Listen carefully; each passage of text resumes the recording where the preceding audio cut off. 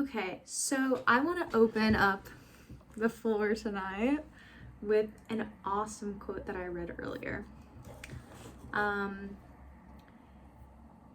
It is far from my idea to encourage anything like state art.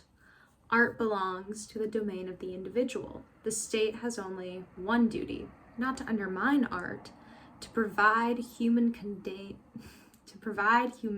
conditions for artists and to encourage them from the artistic and national point of view. So that was a quote by Mussolini, and I think that is a great reminder that fascists and people with extremely evil intentions or the capacity to commit evil things can say things that sound very rational and right. So next time you hear a politician that you know is that bad say something and you go, oh, well, that's not that bad, or I actually kind of agree with that. Separate the art from the artist there, and remember, crazy people can say normal things.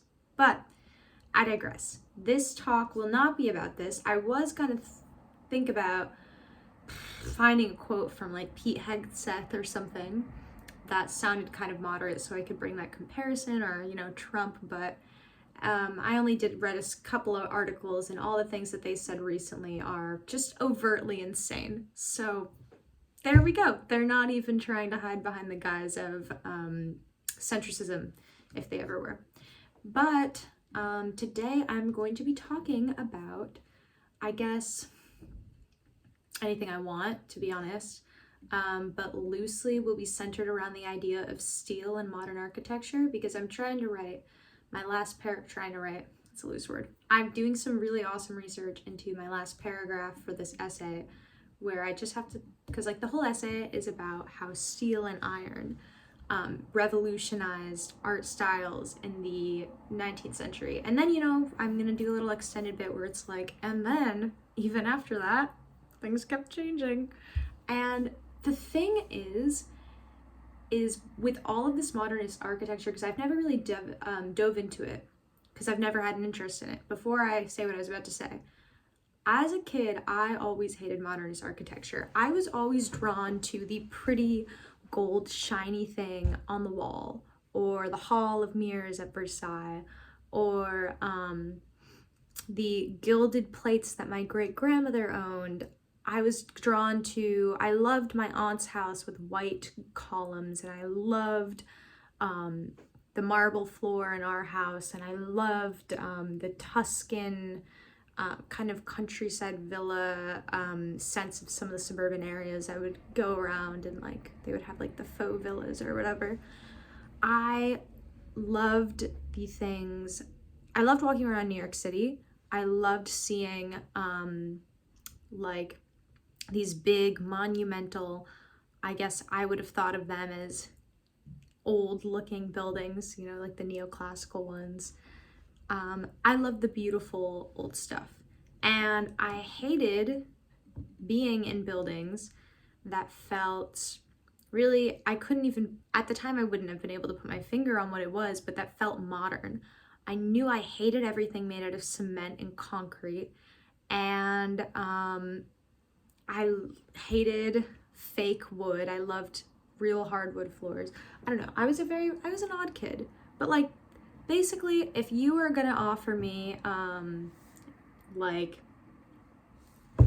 two things to pick from, and one of them had gilding on it, if it was this perfume bottle versus this perfume bottle, I think you'd know exactly which one I would go with. And clearly not much has changed today, because I've ran through that perfume bottle and refilled it about 8 times, and I'm just getting to the bottom of the other one, and I've had it for a year and a half. So but I digress. To what I was saying, I never looked into modern architecture because I never saw an interest in it.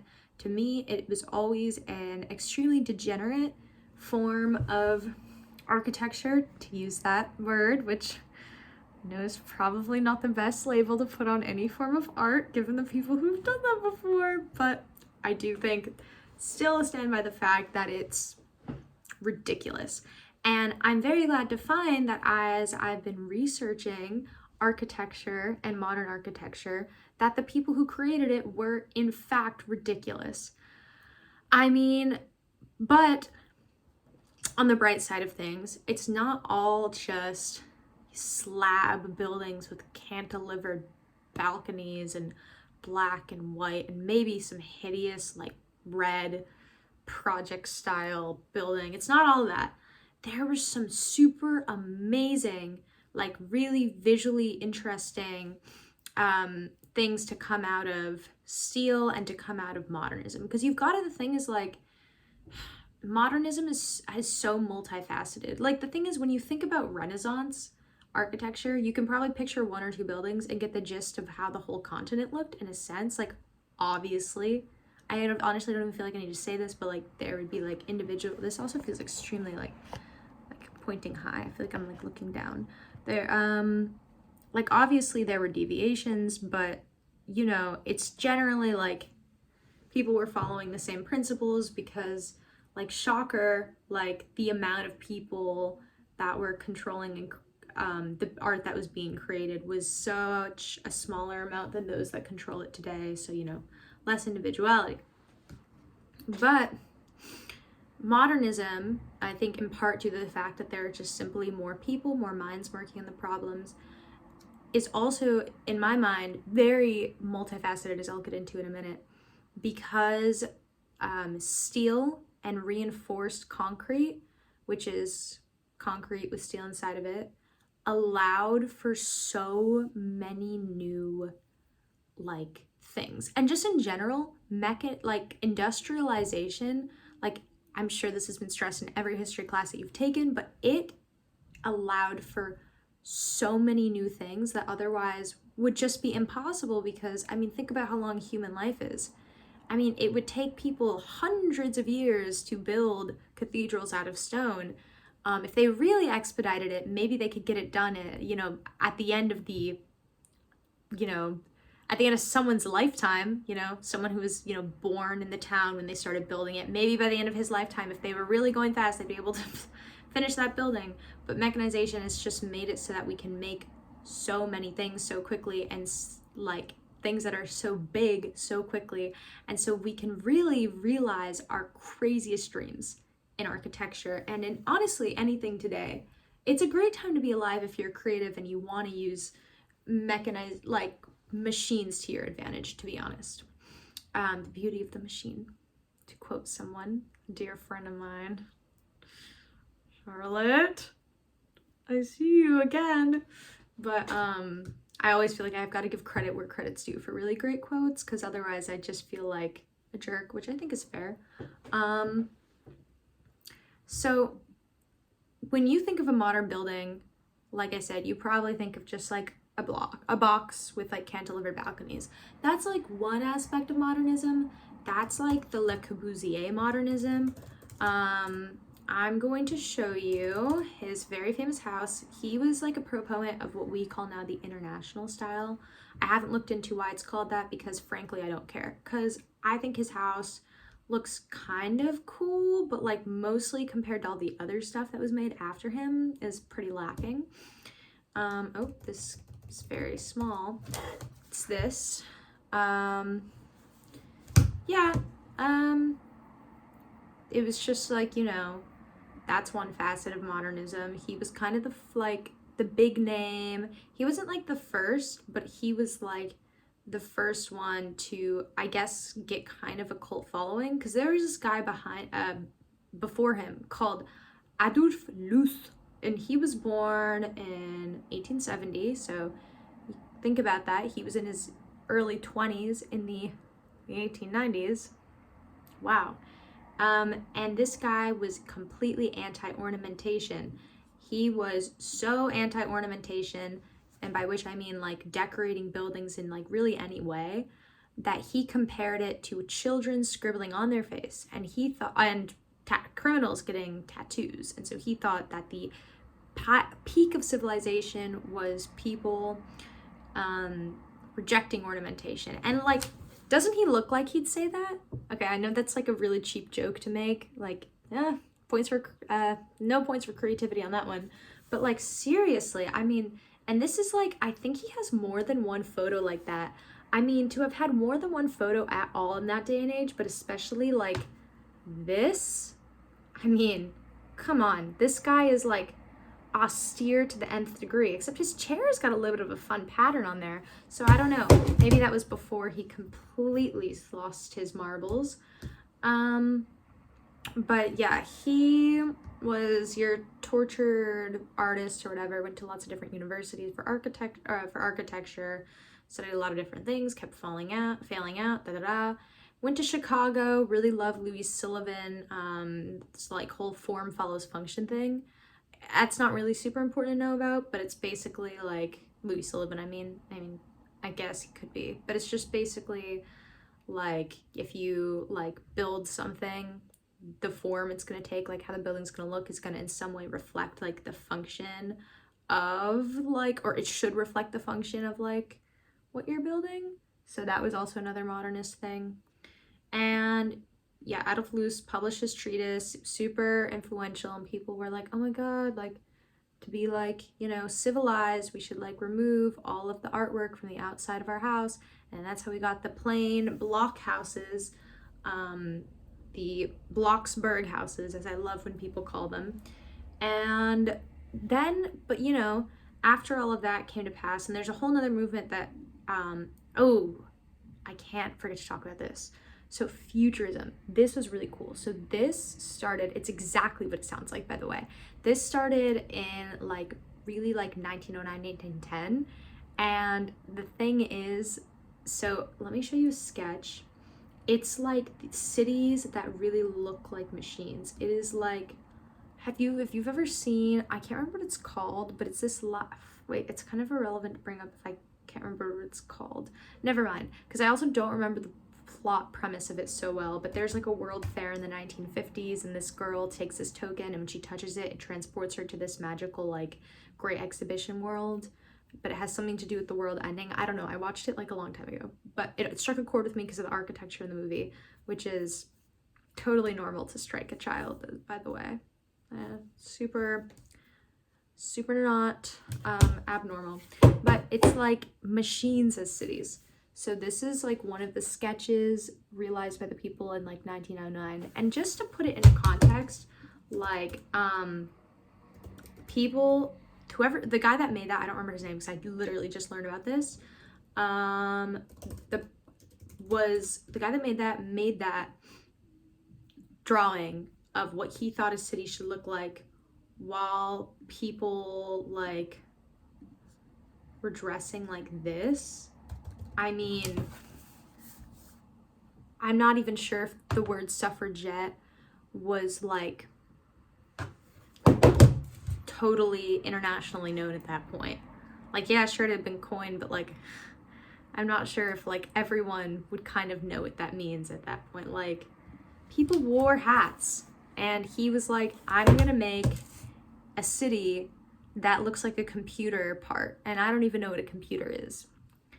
And I think that's kind of cool. But essentially, futurism took off a lot in Italy, but then the thing is, during World War I, because a lot of them were very pro like stringent militarism, which ties into fascism, which I'll be talking about next, they all basically died. And so, I mean, I didn't see anyone write this, but in my mind, I'm like, well, if the big names in the movement die, clearly like I wonder why futurism never took off. Like, I don't think it was because of any like disillusioned reasons per se, because like what took off was kind of just like futurism's competitor. I think it was just literally that the competitor died. So I don't know, but futurism's super cool, and it's kind of in the same realm as, and I love this one, streamline modern. So think about those buildings that look like cruise ships, or even just imagine a cruise ship. Now imagine a whole city block except it's lined with buildings that look like cruise ships. That's what this is. The word for it in French literally also meant cruise ship, and it was just Art Deco, so like Great Gatsby stuff, stripped of all of its design, and it had this huge emphasis on curves and curve rounded white surfaces and like big glass and like open spaces. It's very much supposed to, in my mind, I look at these images and I'm like, oh, this is a city in flight. Like, this is, and it took so many different forms, by the way. I really hope I can open this. This is an example of streamlined modern. even though it looks like the thing that I'm going to be discussing next a little bit as well. So it's like very classic, like what people would think maybe 50s, but it is very much so from the 1930s. It just looks like, to me, everyone wanted to look like they could press a button in their houses and then suddenly engines would appear at the bottom and their house would start flying. I mean, it was like just people being obsessed with automation and like mechanization to like the nth degree. I feel like I've used that phrase already, but it's so great. I mean, I personally did not know what this was at all, but now I've realized every time I've seen a building that looks like this in real life, I've been like, that is so cool. I mean, it's so like 1920s, 1930s. So that's just another thing. And then another facet of modernism, and there are like tons, by the way, these are just like the rabbit holes that I fell down because I found them visually interesting, is Googie architecture. Okay, so this one emerged more, it's about like space age. So in Toy Story, you know, the pizza shop, that is an example of Googie architecture. It's when buildings are meant to look like rocket ships or like cars, or like literally think of the Cars movie. That is like prime, and it really became a staple in like motels and diners in America, which I think is probably due to the fact that like its materials are really cheap. It's like vinyl, like steel, which steel was so inexpensive, glass, neon, and it's just these like very like stringent, like popping at you like geometric forms that are not blended together like whatsoever. They do not mesh together whatsoever. That also make it kind of look like the thing's about to take off, but in like a different way. So like this would be Googie architecture, and basically the name is also fun. It was coined by this guy who was making fun of this style of architecture he saw popping up, because he was like, oh, it looks like this one coffee shop in like, that's called Googie's. Haha, it's Googie architecture. Like it's actually really cool though. I have always loved this, and I think a lot of people love this. Like I remember when people were really big on 80s nostalgia or 60s like nostalgia, like aesthetic, these sort of photos would be popping up a lot, and I just think it's like so incredibly cool. I'm a big fan. But then that gave rise to Pop Lukes, which is just, think of like the sexiest, like best car from like the 80s and like the 70s and the 60s that you can imagine. That's Pop Lukes. So it's when people started emulating celebrities and when they wanted like their everyday objects, especially automobiles, because again, it all ties back into the machine, to look like a luxury good. I mean, this stuff is like, it also tied in with mid-century modern, so it's about sleek edges, and like for like the base material doesn't really matter as long as it's ultimately like coated in something that's like shiny, and like metal accents are a must, and like little geometric like there should be definitely, I think I've noticed, like there's always like a mix of different type of edges. Like it'll go like round and then it'll go like 90 degree, or it'll be like kind of like a sharp edge but it's rounded off. But I just think it looks amazing. Like look at this car. So cool. I love these styles.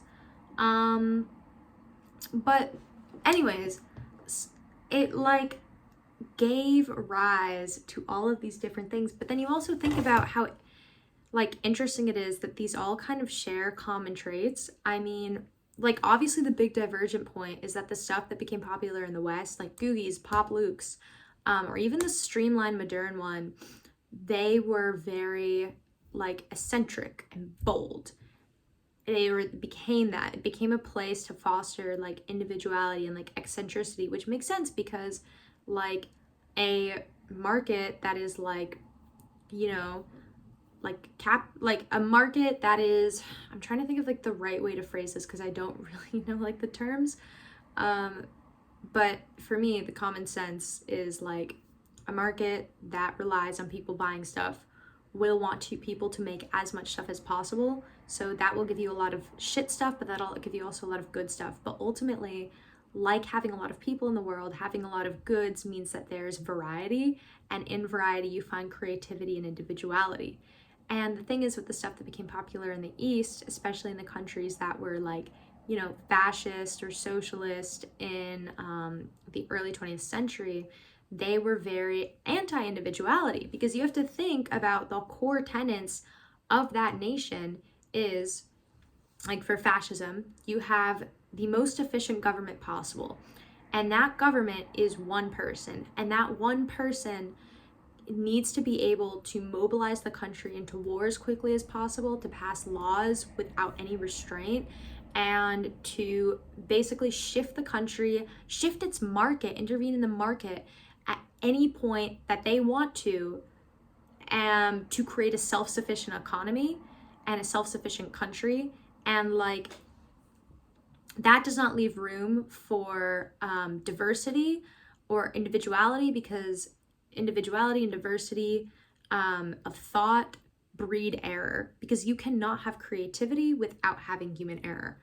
And so, like, you know, to me that's like, and everyone, like, this is not a new thing, like everyone has talked about the links between like the much more subdued modernism like we looked at with Le Corbusier and fascism. I mean, I'm sitting here and I'm reading a ton of papers about Italian rationalism, and that's where I got the Mussolini quote from, and fascism, because Mussolini he patronized basically these groups of artists and these fascist artists. Like, I wish I had kept this tab open. Hold on. I think I remember the name. Yes, okay. So like this was Casa del Fascio, which is like the fascist house, I think, pretty sure. It's in Lake Como, but it was made by the fascist architects for the fascist regime. And like that is, I don't even have words.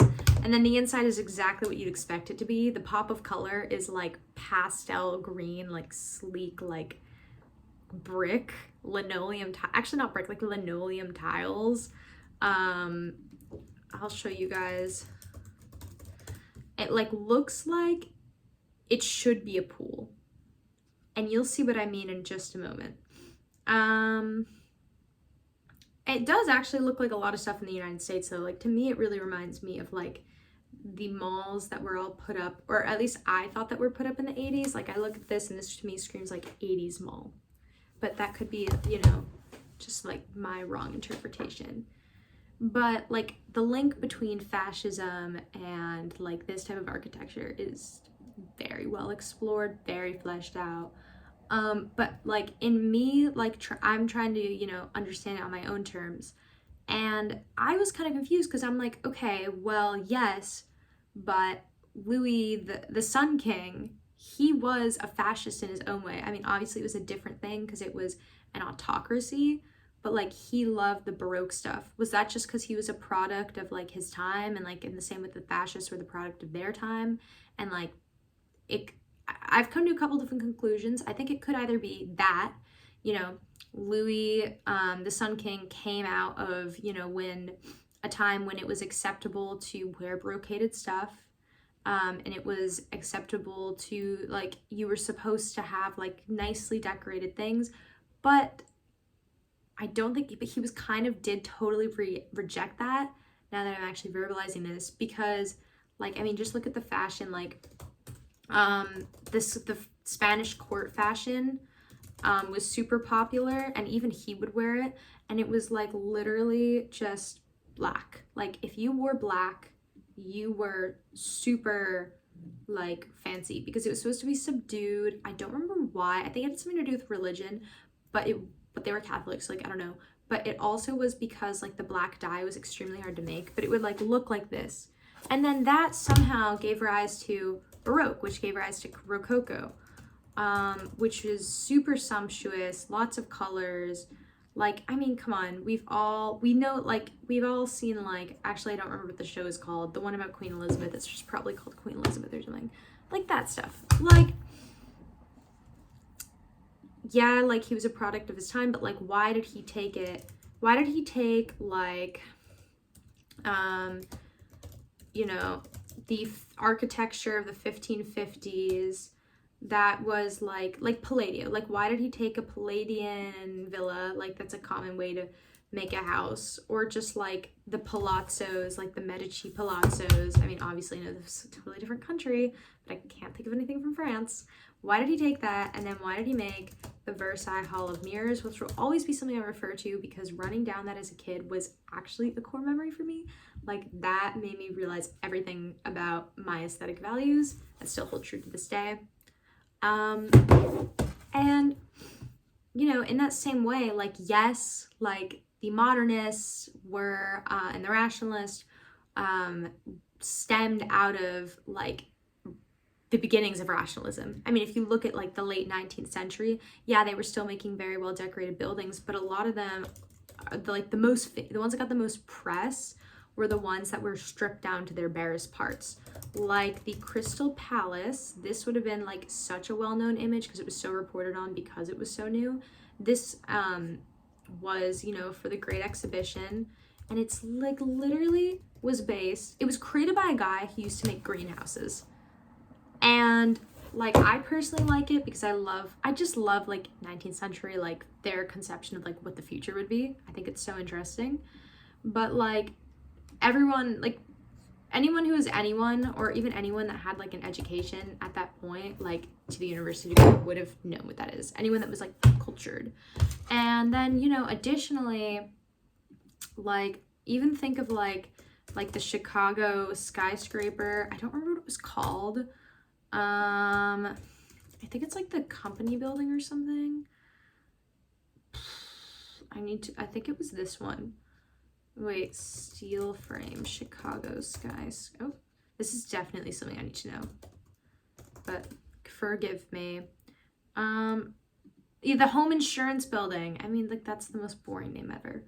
Let's call it something else. Like, I know so many buildings in New York that look like this, by the way. Like, this definitely became, like, such a prolific, like, form of architecture, but, like, where it's, like, the steel frame and then all of, like, the arches. They were really just, like, taking advantage of the fact that they could have, like, glass now and be really tall and have really thin walls. But, like, even that has, like, some ornament on it. And, like, it's, like, that the buildings they were living in their day-to-day, the ones that were held up by, like, authorities, were still, like, usually, like, neoclassical or Gothic or something like that. One of the two.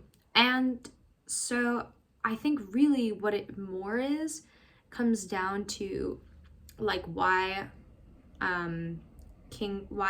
one breed of, like, a type of fascism, absolute monarchy, can breed ostentatious displays of wealth, and the other can breed extreme subduedness, like extreme reductive qualities, comes down to what the person in power draws their power source from. So King Louis drew his power from God. He was divinely ordained. And, you know, as such, he's got to have the glitz and the glam because the Catholic Church would be very glitzy and glammy for God. And it's like, you, like, even think about the descriptions of things that were made for God in, like, the Old Testament. They're very glitz and glam. He's like, God was very specific. He was like, and you will make 2 golden cherubs, and they will be in between a woven cloth of blue and red, and then you will put that on an ebony, like, hand carved, like, it was just going on for, like, there's so many descriptions of things like that. God, the Christian God, has always been a very luxurious God, and except, you know, when he came down to earth in the form of Jesus, that was, like, another big contrast, but that's a whole other topic for another thing, how God became anti-material. I think that would make a very good video, but I need to think about that more.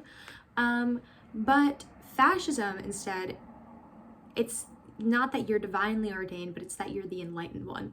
And so it's like, yeah, the guy who's the fascist, the main fascist, is like, anyone could have thought of this. I just thought of it first, so you guys should all follow me. And then everyone's like, yeah. And then, you know, so he can keep his control, and people aren't like, wait, I could have thought of that first. Why are we following him? You guys should all follow me. He has to create a state that is like a police state that is, like, extremely, like, mobilized. The machine becomes his source of power. And the machine in the institutional sense and in the, like, literal sense, because this was in the age of mechanization. They had machine guns, they had tanks, they had jet planes, they had all these things. Like, when Mussolini would put out art propaganda for himself, it would have his face aside skyscrapers and jet planes. Like, so when the person, like, needs to maintain power because it wasn't given to them, because they just kind of, like, happened upon it, that's when you have to use force, and that's when you have to have a government that can account for a government and a culture that can account for human error. Whereas in an absolute monarchy, you can have like, he could have like that luxury, you know, because of like the historical background, but also because like he was good. His power was unquestionable. And if you didn't believe in his power, you didn't believe in God. And so, you know, therefore there could be some room for human error. You know, of course he would squash it out if that error became something that might, and I'm using errors in like people defecting from the status quo, not in like the oopsie sort of way. You know, he could blot out defectors, but it's fine if people like that massive defectors, but it's fine to have like a little defection, a little bit of subversiveness, because he already has the ultimate power and authority. But yeah, and then here's just like, the machine really cannot be emphasized enough. You also have to think about the fact that like people could have continued creating super elaborate buildings. And they did in some places. Like my friends and I went to Bucharest, and my friend is from right outside of Bucharest, and she showed us her Parliament building. I would recommend, if you have not seen it, skip this part of the video because it's something that I didn't look up photos of it before, and it's something you have to see in person for the first time. I should know when this was made, and I don't actually, but it's monumental. The size, I think it's like the second biggest building in the world, and the size is fucking staggering. It's insane. I was like, I couldn't even, because all of Bucharest is huge. I could not conceptualize buildings being this big, especially this big. It looks puny on my computer screen, but you have to like imagine this absolutely just taking up everything in your view. It's insane. And look, it's very highly decorated. I mean, at least in like my mind compared to the other stuff. Look, they got some Corinthian columns, some corbelling going on. And just imagine how big those little corbels are. Like, what? But anyways, people are able to do that in an economic-ish manner, you know, and in a timely manner because of mechanization. And yet they chose, or they decided that the super streamlined modern approach, I don't actually think I've pulled up an example of rationalist architecture, was better and pure. And like, this is something that like Mussolini made. It's also like a part of his whole thing where he was like trying to draw from like the Roman state and like link it back to the Roman state, but also be like, this is totally new. Just, you know, again, contradictions of fascism. Fascism will always have contradictions. And oh God, I forgot where I was going with this. I just like, these buildings actually just blow my mind in a way that I cannot. I mean, the Parliament building, I can't, like, it fries my brain every time I think about it. Right, machines.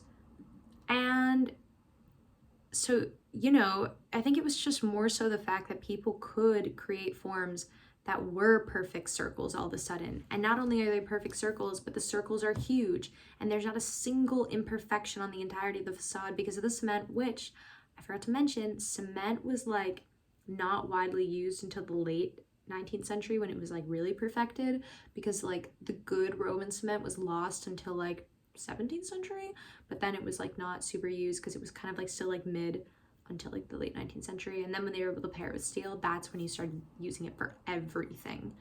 And like people were able to create these streamlined circular buildings like this Coca-Cola factory because of the machine. And, you know, yes, they were able to make circular, like rounded edges before that. Like think about the Irish circle towers or like round towers. Like people could make rounded shapes, but the thing is, it would have just, I mean, at least in my mind, this is common sense. It would have been so much harder to make this than to make a rectangle the same size. Because think of it, you have to like think about like when you're just building blocks or when you're building a circle in Minecraft. It's so much harder than just making a rectangle. And like that's the thing, like they were basically working with like round with sharp edged materials with like bricks and like with like stone, like quarried stone. So it would just be a whole lot more of a hassle to make a random building. But now with mechanization, it's like just as easy as making a right cornered building. And so like, yeah, that was like function driving form, or like material or machine and like industry like driving form or whatever. But like without the machine and without because the machine made steel and cement possible, because you were able to you had these formulas for them, but now you were able to make them really quickly and all the time without paying a ton of people to do the work. And so that makes the material super cheap. And so really in that way, like modern architecture is married to those. And yet, you know, you'd think that then you'd be able to make super well designed facades, which you would be able to with machines. And people do that. They have like machine carved facades or whatever, but they just simply chose not to, because a lot of the intellectuals at that time were just worshiping the machine. I mean, listen to this quote by Walter Gropius, who was like a big anti-ornament guy. "We are striving to create buildings with a simple organic body, naked and radiating from an inner law, without falsehood or playfulness, which responds affirmatively to our world of machines, wires, and fast vehicles, which expresses its purpose and functions through the tensions of its masses, casting off all that is not essential, that would veil the absolute form of the building."